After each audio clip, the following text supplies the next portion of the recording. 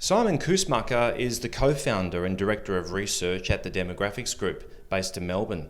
He is a monthly columnist with News Limited and joins us today with his crystal ball, as all good futurists do, to talk about global warming, the chance of more global pandemics, and the deepening of digital media across all of our lives. Welcome to the show, Simon. Good morning. Well, good morning. And Simon, we're also joined by David Latham, Good Talent Media's PR manager. Welcome along, Dave. Hi guys, great to be here, and fascinating topic, looking at what the new normal will look like in this crazy and turbulent world we're living in at the moment. Well, Simon, I can see that you do have a crystal ball there, so we'll give you the not too small task of just going for it from the top. Global warming. Now, it's not getting the press that it was getting pre-COVID, but we know that the predictions are dire. What do you see in the future?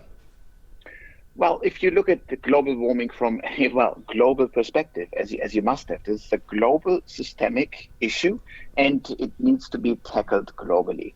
The idea that we, as futurists, would first be interested in there is, do we see global collective action on global warming, on combating global warming? And the answer is probably not, because more than anything, we are dismantling at the moment. We're dismantling the big global institutions that could actually be helping to minimize the impact of global warming. We don't have global governance bodies. There is increasingly less global cooperation on big issues, and that is likely, I would say, the reason because China and the US are moving into a big conflict, and we then actually be looking to the secondary powers like the European Union, for example, or even lots of small players like Canada, like Australia, to take action in some sort of smaller coalition of the willing, if you will. But that takes a lot of work and a lot of organizational willingness that might not be here at the moment. Well, and it certainly isn't, David, isn't it? Because it's a global issue. It's paramount to all of our lives, but it's caught up in day-to-day politics. In fact, it's caught up in the culture wars right now. Yeah, that's right. I mean, any way you look, a lot of politics, whether it's domestic or global, it's very polarized. Whether we look, cast our eyes over to America or Europe, and I mean, we could probably talk about the digital warfare, which is being engaged in from Russia and seemingly China as well, and how that's destabilizing politics here, and also the willingness, I guess, Simon, to cobble together coalitions, even secondary powers, to take on global warming or even to fight a pandemic when it's very evident that it's a clear and present danger to people's health. And Simon, it's quite understandable that it's so important to get onto this problem, but where are the jobs, for example, in day-to-day politics? Where are the now opportunities for politicians to get a win? That seems to be the problem. The lack of concreted forward planning and future thinking, when most leaders are locked into 3 to 4 year terms. Yes. So in the previous 2 minutes or so, I did sound very, very pessimistic, but I am in the long run actually also viewing lots of opportunities here for actually getting global warming a bit under control. And this has to do actually with COVID-19. So if you look at the global lockdowns throughout the world, we have this in Australia at the moment, and we do know that with a diminished workforce, the easiest or the number one goal that any government will have throughout the next 2-3 years will be to create jobs. The easiest way for any government to create jobs is always a big infrastructure stimulus package. And then it really is a matter of choice, what kind of infrastructure we are building. If a country is forward-looking enough, right now, we do actually build the infrastructure for the 21st century. That very much includes, in the case of Australia, upgraded digital infrastructure. It also includes an upgraded energy infrastructure, largely focused on renewable energies, which in Australia will, of course, or would be a very controversial or highly debated topic because we still make a fortune from our fossil fuels. And quite often we see this panned out as fossil fuels, cheap, affordable fossil fuels versus expensive renewables. We do know that this equation isn't working anymore. We do know that fossil fuels are increasingly expensive compared to renewable energies. But most importantly, this actually means that we could gain a bit of a head start in order to beat other countries at the game of providing renewable energies. And it would create tons of jobs, even if it is at a bit of a loss at the very first couple of years. But the problem is, David, we're in the biggest deficit in living memory. We don't have Adam Bandt, the Greens leader, running this country, do we? With a majority government. Far from it. We've got a Morrison Conservative government in office, and we've also got Boris Johnson over in the UK, not to forget Donald Trump over in the States. So where to from here? The politics, the day-to-day politics, stops this. Yeah, look, I think on that you've got to enmesh the question of renewable energy investment. We know in Australia that the grid hasn't been developed to help with intermittent energy, which comes from renewables. We know it's set up around in Victoria, the Latrobe Valley. So, but if we're talking about economics, that's something that appeals to Conservative government. So in the slipstream there, they don't have to brand themselves necessarily as being green, but being practical, pragmatic. These are job-ready projects to help regional development. That might be a way, do you think, Simon, for the coalition to, if they want to kind of upgrade and go green and meet their targets, to do that without impacting their base? Oh, and I would like to add that from a political perspective, the biggest disservice that the Green Party or the Green Movement has done to the environmental progress of the planet is to have politicized energy politics, that essentially green renewable energies is somehow linked in the heads of many people to the political left. That is a brutal mistake. That's setting back the environmental movement by decades, really. Environmental policies that can be very, very renewable energy focused can be done perfectly well by a conservative government. We've seen this in Germany, where Angela Merkel, who is, of course, a very conservative politician, ran an extremely green energy policy. This is a country that got out of coal, that got out of nuclear energy, done by a very, very conservative government. And I've joked for many a times now that with COVID-19, people want stability afterwards. So this is always favoring big organizations. It's always favoring big parties. If a conservative government in Australia was to actually see the light, if you will, and really double down on a green energy policy, then I would predict a decade of liberal rule in Australia, because then the Green Party wouldn't have much to go by. Labour has tons of structural problems, so Labour is the party that is most at risk, structurally speaking, anyways. So I would be very nervous if I was the Labour Party. I see all of a sudden a liberal green energy policy being publicised. I'd have to agree with you, Simon, and we did have a conservative crusader for renewable energy in Prime Minister Malcolm Turnbull, who's suffered awfully for his politics being carried out of Parliament. And in fact, when they look back on Turnbull's leadership, they refer to him as a Labor Prime Minister within the right wing of the Liberal Party. Can you believe that? They refer to Malcolm Turnbull as a Labor Prime Minister. The wrong guy got in and went forward with these policies that you're advocating, and which clearly would be good for the world. And Simon, I agree with you also in that the Greens brand is tarnished. Hence, some renewable energy companies are getting away from the colour green in their marketing and going for other emblems or other colours because of all of the problems, David, associated with the Greens potentially?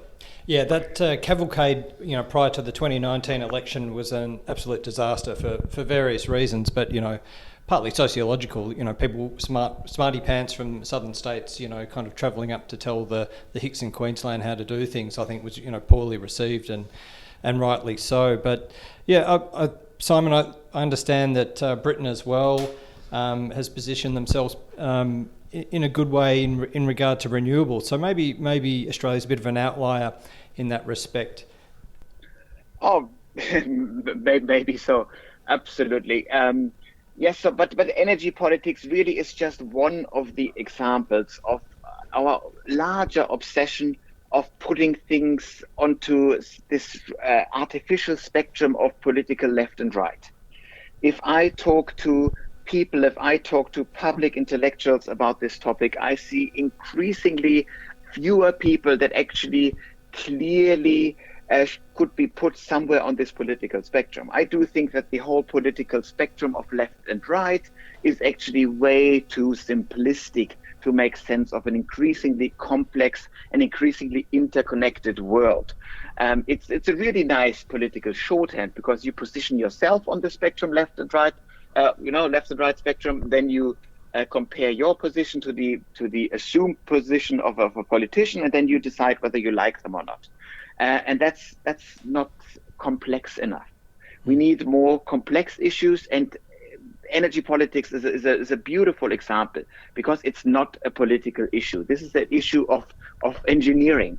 It's just as simple as we need to get energy into our homes and factories and office towers somehow. It doesn't really matter where this energy is coming from for the individual worker or the individual business. It does matter very much though for the planet. And if we can find engineering solutions that are sustainable in the long run, that are actually going to be cheaper. We do know that a resource like any kind of fossil fuel must become more expensive as the resource is becoming increasingly scarce. That makes sense. But a technology that is actually on the up, like any kind of renewable energy, must get cheaper over time. So we are just betting on the wrong horse in Australia. But because we're so obsessed on the left and right spectrum, we don't even think to go down the middle path like Norway has, for example. Norway, of course, is a country that is very, very dependent on the oil that they get out of the North Sea, a big, dirty fossil fuel. But they use all their money they're making with their fossil fuel for the Norwegian Sovereign Wealth Fund.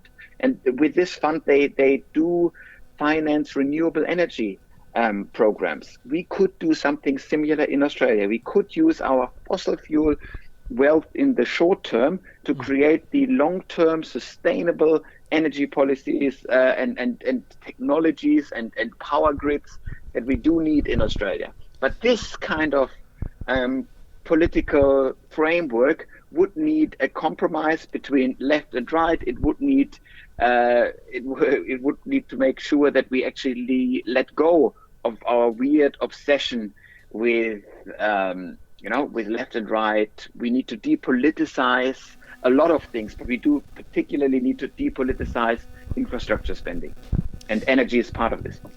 And Simon, looking at the deepening digital age that we're in, and reflecting, David, if you will, on the situation where we have so many world powers using digital tactics to their advantage, for example, to interfere in campaigns and the like.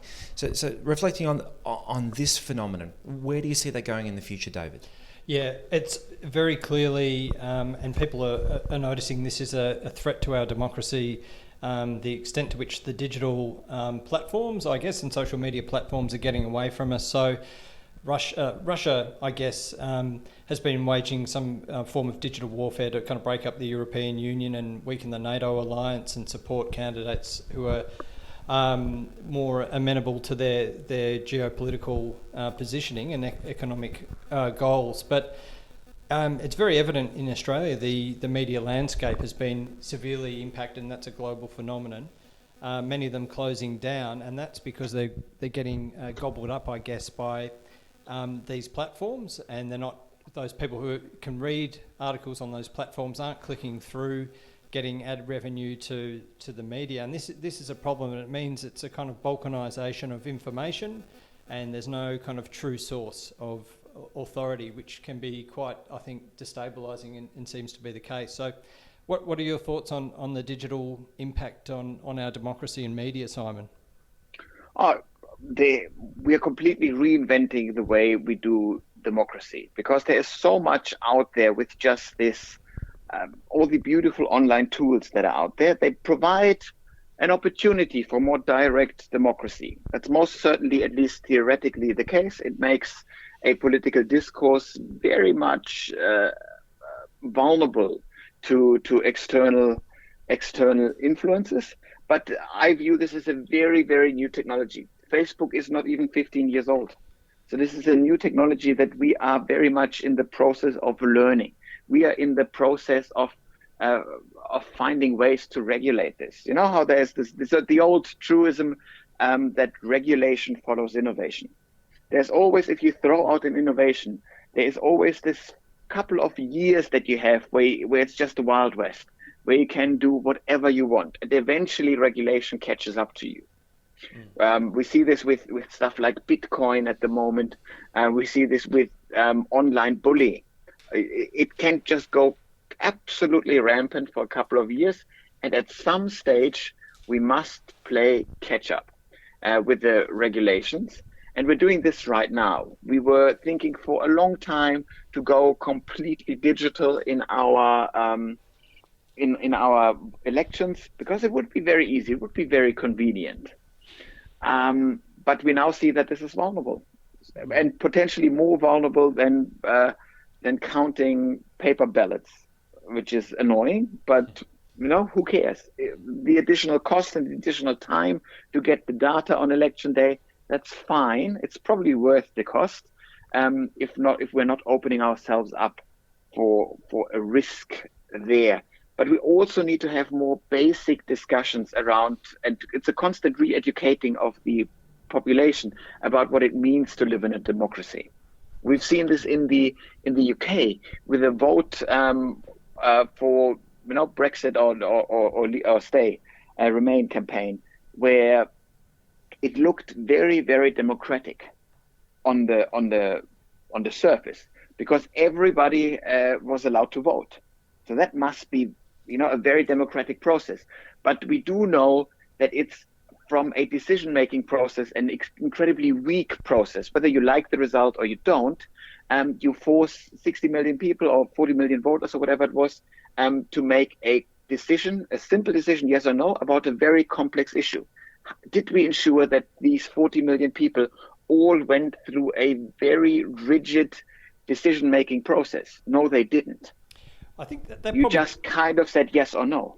That goes to a bit of a problem, though. We're living in this very complex world. There's so much data and information. Is it actually possible? You know what I mean? Like the technology is outstripping our capacity to absorb it all. So if democracy is kind of premised on, understanding complex information, but there's just like truckloads dumped every day, is that a problem? Like how do you overcome something like that in the digital age?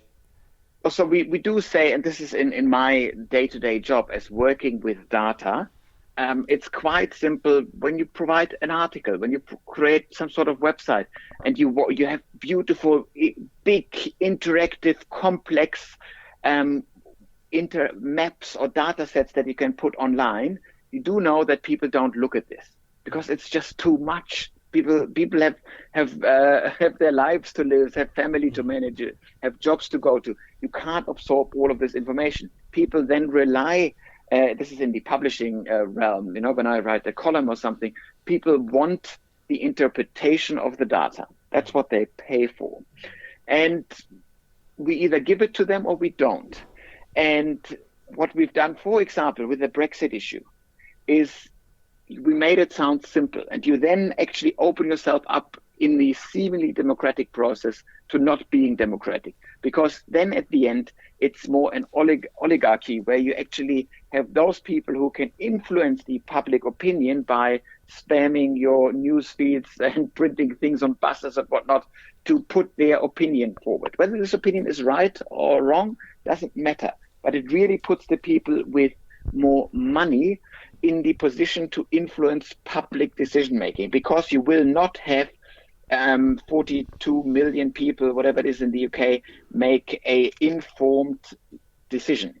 That's too much to ask from people. And remember that a democracy actually does just that, where we say, okay, we each local government area or each whatever, each electorate selects one person, and this person is then tasked to constantly in detail dive into a certain topic and make decisions for the community. That's what a democracy is. So we select a couple of people who go into the detail so that we don't all need to go into the detail. And where do you see the role of traditional media now? Obviously, there's job layoffs everywhere. There's threats of amalgamations and deregulation. It's an ongoing worldwide debate. What's your crystal ball tell you about traditional media? Well, so with traditional media, we've seen that in times of crisis, which COVID-19 quite obviously is, more people than ever before clicked on the Australian website, clicked on the Age website. So people in times of crisis look instinctively for the big players, the players where people know that they actually have editors, that it's not just opinion-based